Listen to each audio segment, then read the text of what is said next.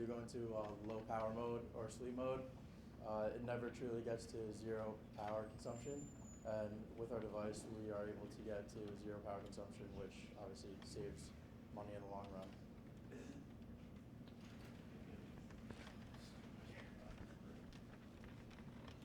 So while we get this video to load, I'll explain what it contains. You will see. Uh-oh. You need access. No, it's not. You can give them access. It might be right, but not both of them. You have to request access to the whole images.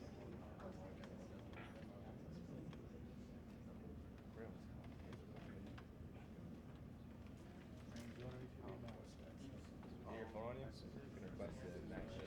Yeah, I don't know whose it's going to go to though. Wait, can we just? Can I just load it on my drive?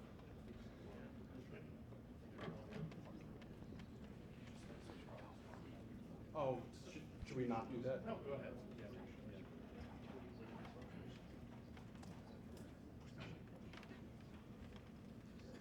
Yeah, that's a good idea. How do you get it?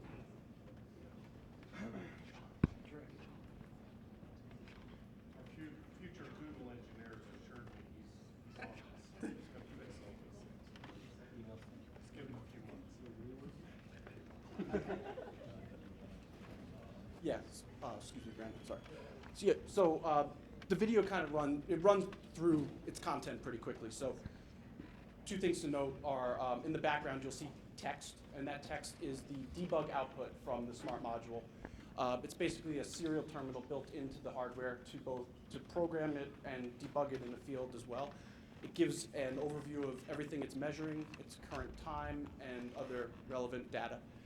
In the foreground, you'll see the actual testing video, and the data is in sync with the actions taking place in the video, and for each of the three sections, the relevant data will be made obvious, as with video hopefully soon.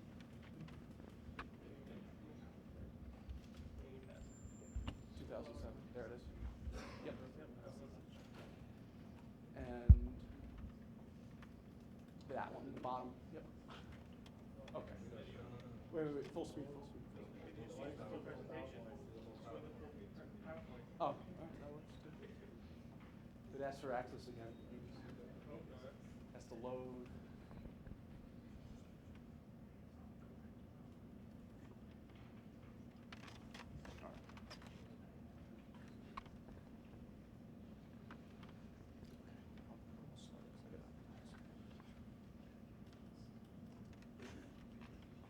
Okay, so the first section of, let's go full screen, that might help. The first section of the video shows our control of a plug-in load. We both wirelessly and physically switch that load on and off. That's the debug output. The key point here is the relay status, which is now being controlled wirelessly. It's closed, lights on. It's open, lights off. The same will be done now physically by pressing the button. Closed, then open. The next section features the sensor hub and proximity detection. And what this does is counts proximity hits over the period of an hour, and that information is sent to our database to determine room occupancy and frequency of human traffic. The last section is our real-time load profiling, which it graphs load data in real time to monitor any of the switches or outlets in the system.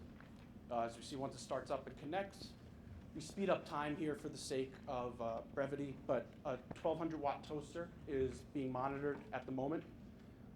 It's switched on, runs its heat, and then turns off. And that is that.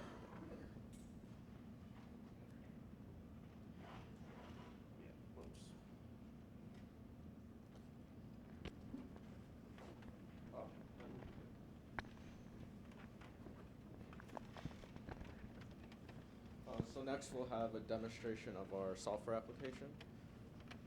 First we have our user login screen. We enter, if you happen to enter the wrong password, error message is prompt. So we enter the right password and then we get access. We have two buttons to start, edit and view. Under edit, we have schedule, authorized persons, location, and room control.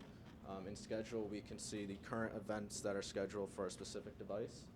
Those are the current events. We can create a new event for that. We have device ID, event type ID. If we set it to 2, that signifies the room will be turning on. We'll set event start time and then a brief description. We will submit that into our database, reset the view, and then that will pop up. Next, authorized persons. We can create a new user if we wish to, and then we can also search the current authorized users and display it. Next, in locations, we can search the rooms that are located in a specific campus. So we'll search Manhattan College. Those are all the rooms so far in our database, and we can create a new room.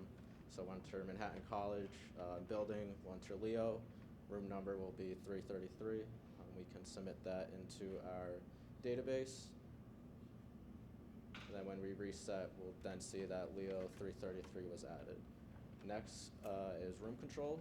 Here we have our outlet and switch and center hub. We have the load control, the current usage, which is 0 because the load control is set to off, temperature data, proximity data, and the total usage. When we flip the control, we see that the usage goes to 3.5 kilowatt hours and the total usage increases as well. Lastly, in usage charts, we'll be able to search the total power consumption for a specific device over a period of time and display it on a graph. So we'll search a half-hour period here, and then as we search the database, a graph will be generated and displayed. And there's our power consumption over a half-hour period. And so there is our software application.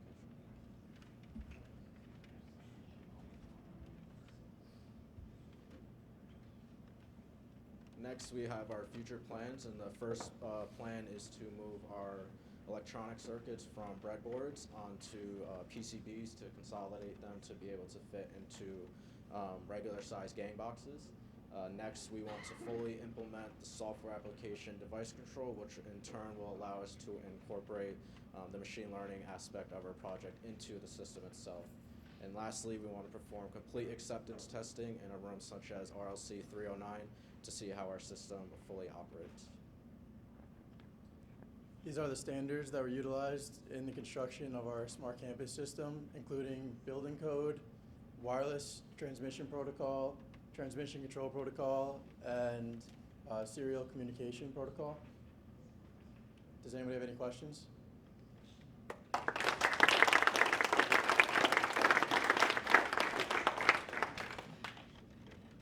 Actually, I have a question for you, Mr. Szczechowiscz. The Hall effect device, did you say DC and AC? Or It can detect both types of current. really? Yeah. That's It the question. gives you an exact proportion of the current. The exact rating is the output's 40 millivolts per amp that it is passed through. Okay. And this is a silly question, but you talked about doing machine learning. And I want to know, what did you learn from the machine learning? What is it used for ultimately? Well, ultimately, it would be used for the pattern recognition within the system. So for instance, say in the registrar, class is scheduled at a certain time, and this is actually an issue we had with your class previous semester. We scheduled for a certain time, but due to scheduling conflicts, we wanted to move it to a different time. So the system would be able to recognize that that room isn't necessary to be powered during that period of time, and could shift the schedule appropriately or remove the scheduled event entirely. I think it was you, Jonathan, that was talking about your circuit, if it loses connection, that it saves the data in the static RAM? It does. So the measurements take up quite a bit of data for each one, and we're taking pretty frequent measurements.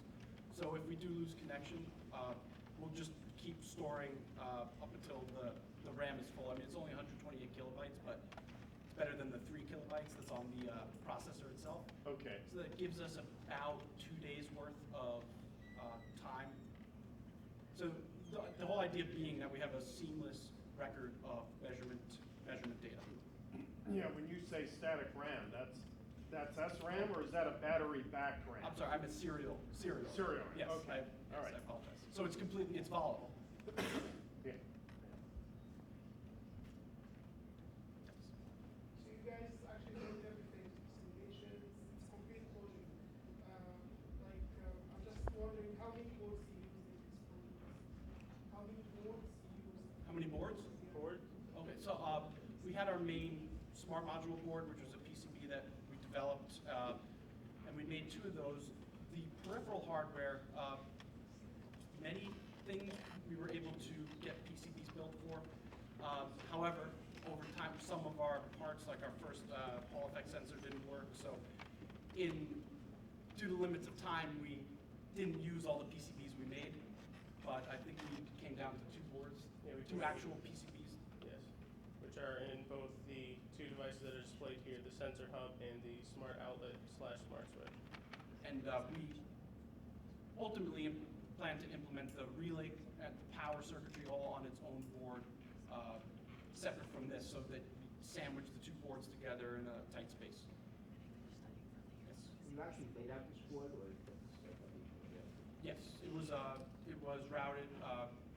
The layout and routing and fabrication were all done by us. Oh, so you actually physically made this board? Yes. Well, one iteration? Two iterations. In the first one, we had a short directly, the serial port directly to ground, which made it pretty much useless. This revision 2, we actually